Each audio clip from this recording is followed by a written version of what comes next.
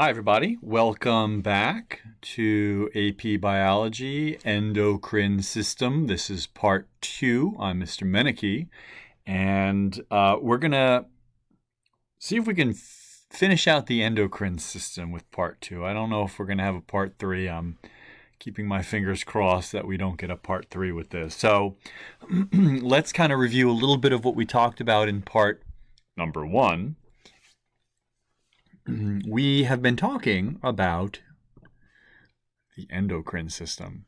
We said it's a system of cellular communication, long distance communication. That's a slow, steady process of maintaining homeostasis, balancing metabolic functions, regulating metabolic functions using hormones.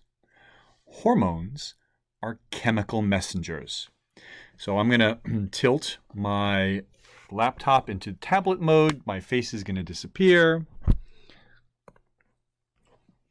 And I'm going to write a little bit on the screen. A hormone is a chemical messenger. It is released by a gland made up of gland or secreting cells. Secretion means to release into the endocrine bloodstream. The target cell is the cell that we're trying to get to change its metabolism. The target cell has specific receptors for hormones, for their shape. The target cell then changes its metabolism. The action of the target cell is a change in metabolism. What does that mean? I don't know. Could be growth. Could be reproduction. Maybe the cell needs to do some mitosis. Could be speed up some cellular reactions. Faster cell respiration. Get those ATPs produced in the mitochondria faster. Maybe the ribosomes need to make proteins faster or slower. But whatever that is, it's a change in the metabolism. Change in dehydration synthesis, a change in hydrolysis. That's the response. So this production and release and targeting of the cell is positive feedback. That's the response. Now, that could then stimulate the original producing cell, or it could inhibit the original producing cell. It all depends whether you want to inhibit or excite, positive or negative feedback. And so this is known as a feedback loop. So there's a few things for us. There we go, I'm back. There's a few things for us to keep in mind as we discuss the endocrine system. There are two major kind of hormones that we need to know. The first one that we're going to talk about, lipid-soluble hormones, fatty hormones. Here are the fatty hormones off on the right side. Look at the names: testosterone, estrogen, progesterone, sex hormones. Okay, they're androgens. Look at the shape.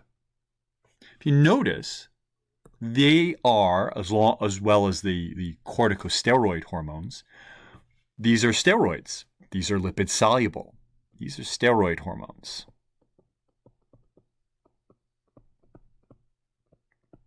They're all lipid soluble. Now, why is that important?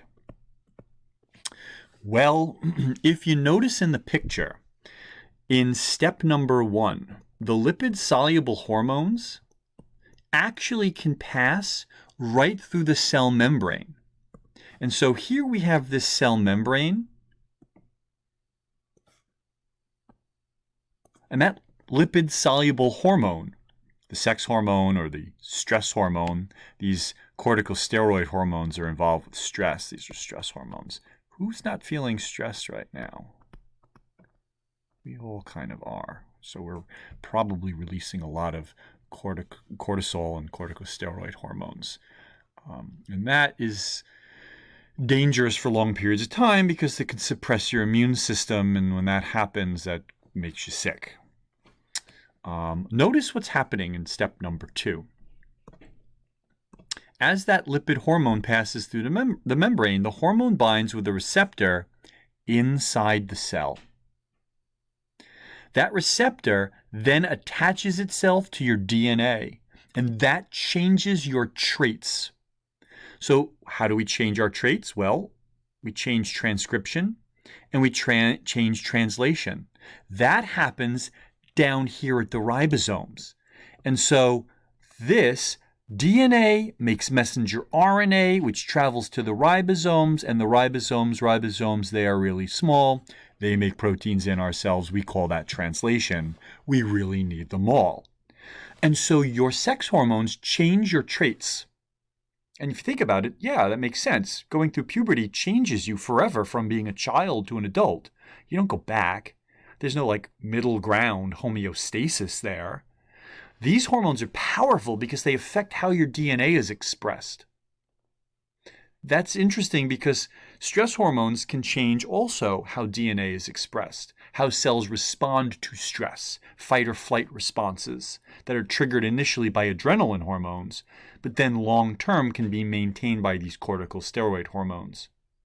That could then affect how your immune system genes are expressed to produce IgGs, which are supposed to fight against viruses. And so reducing your stress levels helps to improve your immune system. So, how do we do that? Do what makes you happy. Turn off the news. Whatever it is, go for a walk, be outside. Stay away from negative things. And that actually can help. These are called first messenger hormones. And the reason is because these kinds of steroid hormones are the really only message that enters the cell and triggers a response. If we compare that or contrast that to second messenger hormones, second messengers are different. These are water-soluble hormones. And so water-soluble hormones don't pass through the cell membrane. Water-soluble membranes have to bind to a receptor on the surface of the cell. And if you notice here, the cell membrane has a receptor that catches the hormone. That activates a G protein like we've talked about before inside of the cell. This acts like a switch. And this little switch protein then triggers what we call a cascade of events. All of these other events are triggered here where ATP triggers enzymes to turn on and become activated, and these kinases then phosphorylate other proteins, telling those proteins what to do. Look down here. This activated protein has been phosphorylated. It's switched on. Over here, it's switched off. It's dephosphorylated. And so this particular kind of hormone triggers a response inside of the cell that's not genetic. It doesn't change the DNA. It changes the metabolism of that cell for a little while. Now, if we take a look at some examples, these kinds of hormones are our protein hormones, oxytocin, which we said helps to cause uterine contractions and to make milk ducts contract to squirt milk out of the breast for babies. Notice it ends in IN. It's a protein. It's water soluble, not fat soluble. Insulin's another example. We all know that insulin regulates glucose levels and blood sugar levels. Well, that's the shape of it. This is not a steroid. These are enormous molecules that have to attach to external receptors on the membrane. And then at the bottom, we have all of the thyroid hormones, the trithyroiodine, the thyroxine hormones. All of these hormones are very similar in shape, They are made up of a carboxyl group and a amino group. You can see the carboxyl and the amino, the carboxyl and the amino, the carboxyl and the amino. That's what makes something an amino acid. A little bit of review. That's what makes something a protein. So because these attach to the outside of the cell, they then activate reactions inside of the cell that are short-lived, but important for maintaining metabolism. Best example of all of this crazy stuff occurs where your pancreas, which is right here, and that pancreas sits underneath your stomach and next to your small intestines, the part of the small intestines called the duodenum or duodenum, depending on how you want to pronounce that, which is the beginning of your small intestines. The pancreas is both an exocrine gland and an endocrine gland. So it's an exocrine gland because it makes it makes enzymes that release into your digestive system to digest fats and proteins and carbohydrates. But it's also an endocrine gland. It has special cells called the islets of Langerhans.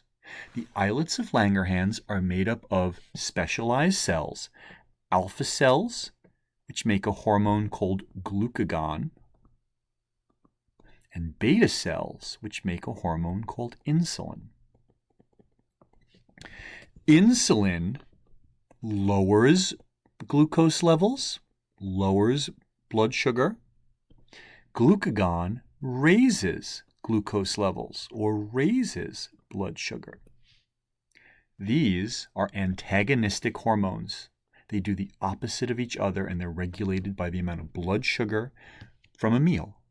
And so if we start over on the right side of our picture where it says eating, that's step 1, let's eat something, looks like ice cream, that causes an increase in your blood sugar. Well, if your blood sugar increases, the beta cells, which we said are over here, release insulin into your blood. The insulin in your blood helps to direct sugar to be stored up in your fat cells, adipose cells or fat cells. But sometimes it also is directed, the sugar goes into your liver or goes to your brain or goes to your muscles, depending on where you need it.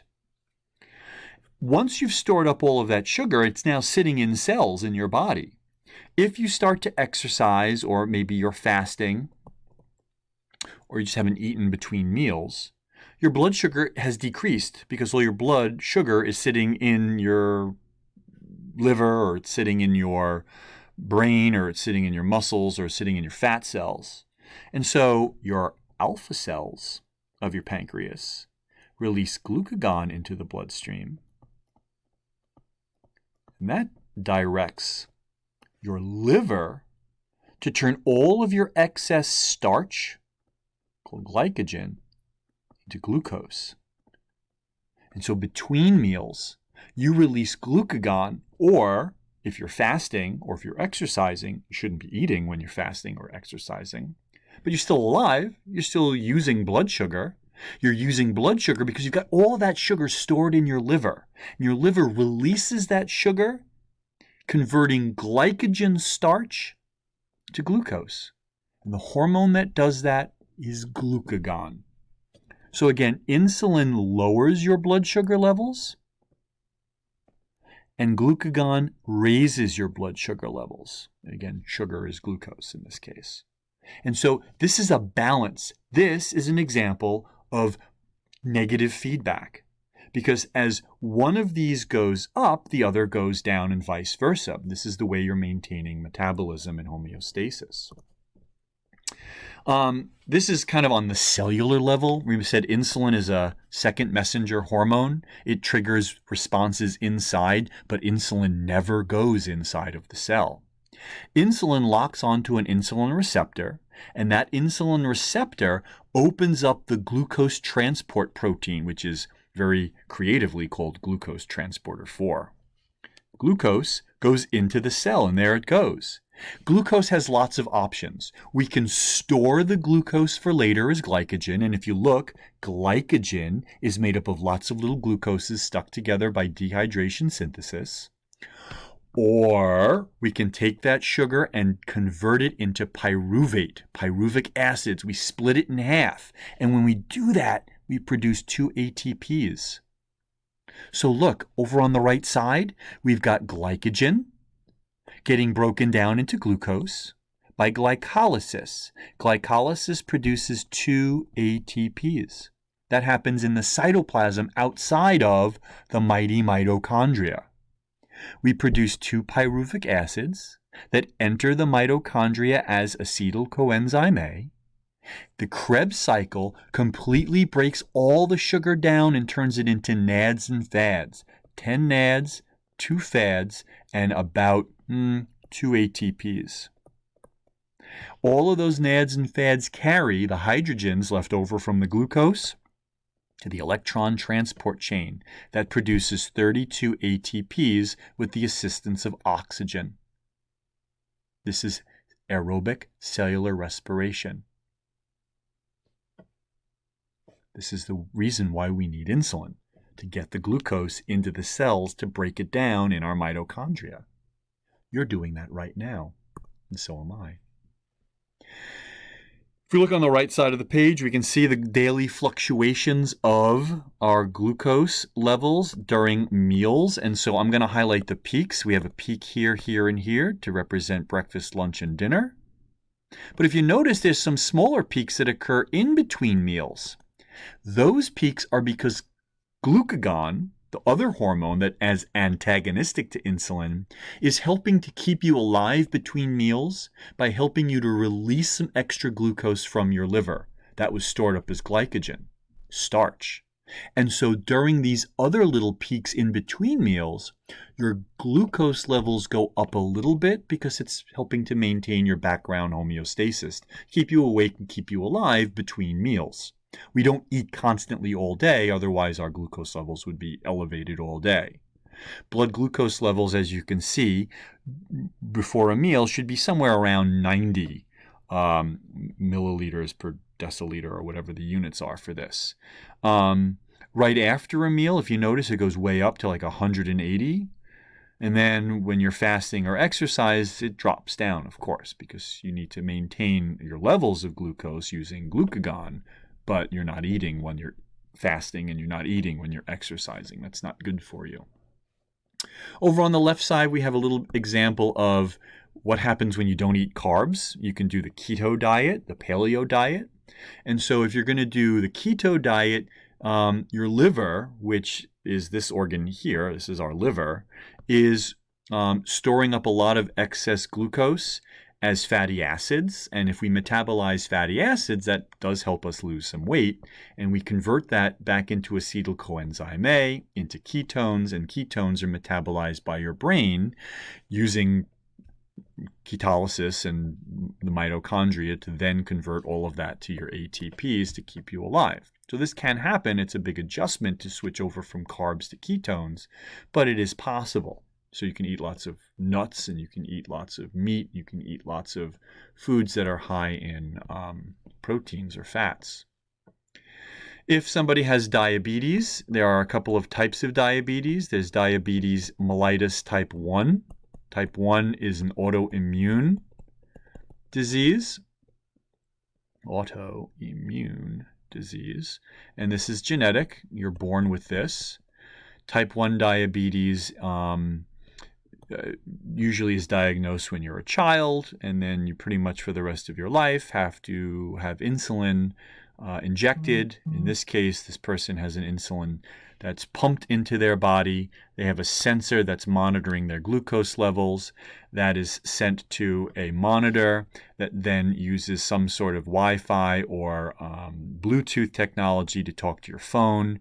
Your phone then talks to the pump. The pump is sitting in your pocket, or the pump is sitting on your belt. And then the pump has a little needle that actually injects insulin directly into your bloodstream to help lower the glucose levels. That's somebody who's got type 1 diabetes. If you're diabetes type 2, well, that's because you haven't been exercising and you haven't been eating right, and you probably should exercise and eat right, because diabetes type 2 can be reversed if you regulate your metabolism and get yourself under control in terms of diet and exercise. This is a lifestyle disease. This can be treated with insulin, although sometimes people become insulin tolerant. Then there's, of course, gestational diabetes that happens when a woman is pregnant. That is reversible but takes time, and usually it's because the hormone levels are being changed because the baby is releasing hormones. The mother's menstrual cycle has been suspended, and that actually can affect other hormones within the body. The last type of diabetes is diabetes insipidus, and that's a type of diabetes that actually affects the kidneys and causes problems with water balance and regulation, not with sugar. We're going to talk a little bit about the pituitary gland. This is a great page to pause because it shows how the hypothalamus, which is, again, the gland that's in your brain over here,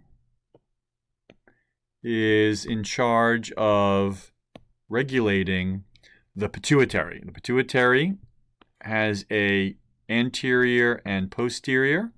The posterior is over here. The anterior is on the left. The posterior pituitary really only produces two or three hormones. Antidiuretic hormone, which controls water balance in your kidneys, and oxytocin, which we already said helps to regulate uterine contraction of the smooth muscles, and also in males for the prostate gland, but also in females to help with controlling milk lactation. The anterior pituitary produces all of these other glands that we see here. And so these other glands help to regulate the sexual function in the testes and ovaries. That's FSH, or follicle stimulating hormone, and luteinizing hormone. Prolactin for the mammary glands. Growth hormone, which helps to regulate your bones, muscles, and other tissues for growth by helping to change how you metabolize glycogen and glucose. Thyroid stimulating hormone, which helps to stimulate your thyroid to release your thyroxine hormones. And then, of course, your adrenal glands, or suprarenal medulla, which is part of the adrenal glands sitting on top of the kidneys, which produce epinephrine and norepinephrine, which is basically adrenaline and noradrenaline, which helps with your fight or flight response. And so off to the right, we have a little list of what all of those abbreviations mean. You can use this to help you study what some of the pituitary gland hormones are and what they do. And as you can see, they're very numerous. This is the reason why the pituitary is the master gland. If you have a problem with growth hormone, somatotropin hormone, where you're not producing enough, or the feedback is switching off the production of growth hormone, that could result in pituitary dwarfism, which are many types of dwarfism. There's like 200 different kinds of dwarfism. The pituitary dwarfism that we're talking about here, when you're not producing growth hormone, could be a genetic problem, but could also be medically related to either tumor growth or trauma, an accident, for example, where you hit your head and that damages the pituitary gland. The opposite of dwarfism is gigantism. This is a problem with not enough feedback, where you're not turning off the growth hormone and it continues to be produced, and it continues to stimulate growth in the long bones, and especially the growth plates, the epiphysis, which is where all of that growth of your bones occurs, and that can be a problem, of course, with calcification and the osteogenesis of cartilage, so that cartilage actually turns to bone.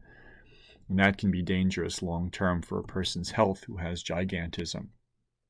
And so too much growth hormone results in gigantism, too little growth hormone results in dwarfism, and the right amount of growth hormone, of course, is the normal amount that maintains homeostasis. Growth hormone is very important because what it does is it regulates how your liver helps to break down glycogen into glucose and supply that glucose to all of the cells that require massive amounts of growth during a growth spurt, and that's your long bones and your muscles. And you need a lot of glucose for those cells to do a lot of cellular respiration, to make lots of ATPs, to do mitosis, and to make new tissue.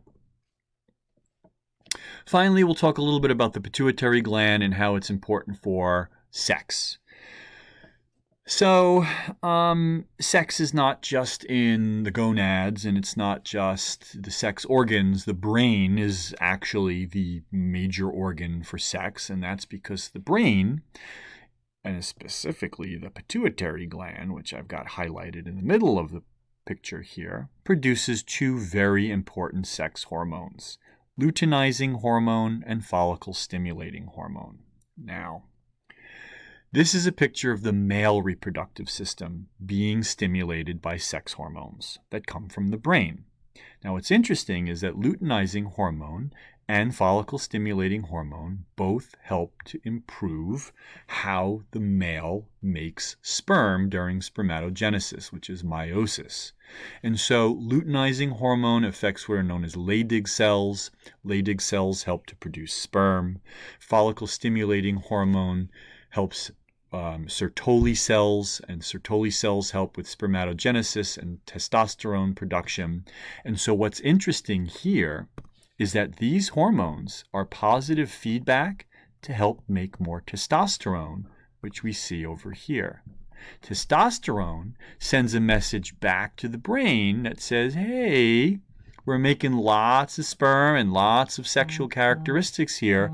There's no reason to keep sending so much FSH and LH. Maybe you can send a little bit less. And so you can see over here we have the negative feedback that's helping to regulate how much sperm is produced and how many sexual characteristics are expressed here. And so, of course, you want to regulate sperm production at about 2,000 sperm per second. Too much or too few is an imbalance in LH and FSH hormones, which causes an imbalance in testosterone production. This is the feedback loop, negative feedback loop for the male reproductive system. It's really all about making sperm and testosterone and sending a message back to the brain using testosterone that says, we've made enough sperm, we're doing fine, we're doing 2,000 per second, let's keep it at that level. Male reproductive system is not very complicated. Female system, however, involves the same two sex hormones that come from the brain, LH and FSH, except in this case, they do something slightly different. In this case, LH is what causes a woman to ovulate, to release an egg once a month. FSH stimulates the follicles, and the follicles are the part of the ovary that makes an egg. And so FSH and LH work in concert with the two female hormones, and in this case, we're not talking about testosterone, we're talking about estrogen, we're talking about progesterone. And so these two hormones help sexual development and making eggs, and progesterone helps to implant a little egg, if it's fertilized, into the uterine wall. And so these two hormones are produced in the ovaries of the female.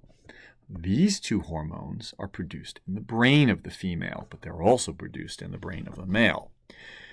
They use the same names because they do similar things in males and females, and I believe they were discovered in females first and then applied to the male reproductive system. Progesterone helps to keep the uterus nice and thick, so this is a uterine lining hormone. Estrogens help in egg development, oogenesis. LH is for ovulation, which is right there, and FSH is also to stimulate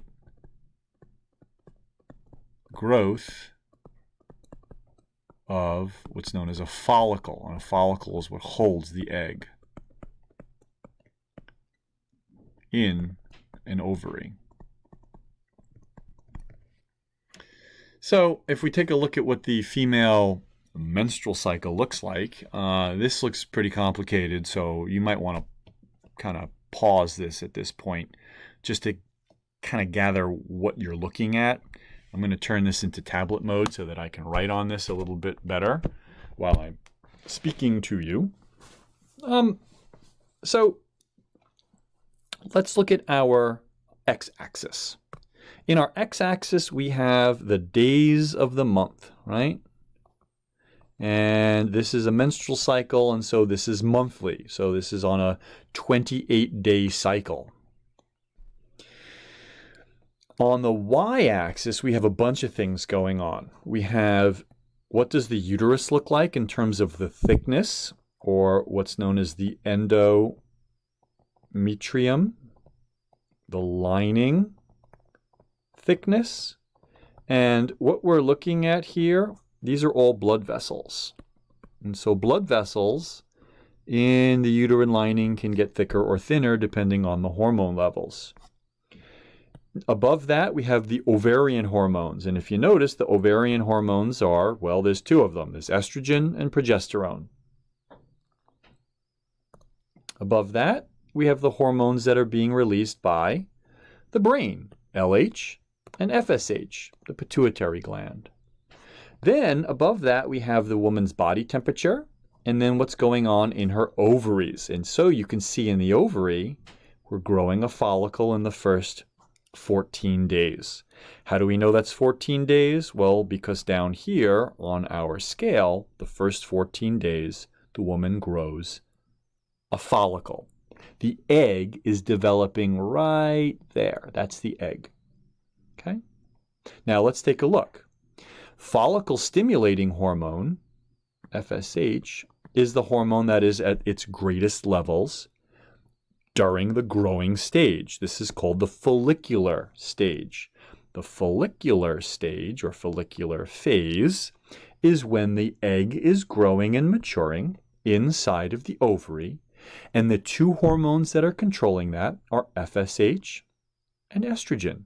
Those are the hormones that are at their peaks. The uterine lining is very thin at this point. There's not a lot of thickness to it. On the 14th day of a woman's menstrual cycle, she ovulates. Notice her temperature jumps up. And notice the hormone that also jumps up the highest, LH. This is the hormone of ovulation.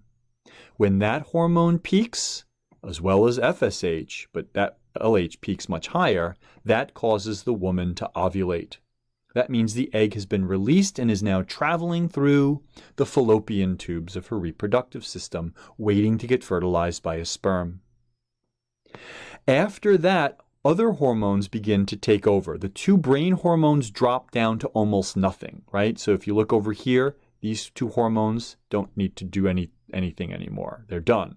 Their job, grow an egg, ovulate. Once you've done that, the next hormone that takes over is called progesterone. And progesterone is released by the scar that's left over after the egg released from the ovary. That's called the corpus luteum. The word corpus luteum means yellow body, and that's because it looks like a little yellow scar on the ovary. This is known as the luteal phase. You can see that at the bottom. In the luteal phase, you also might notice that because the levels of progesterone are the highest, the uterine lining is the thickest. This is the pregnancy hormone because this hormone maintains the thickness of the uterus during pregnancy.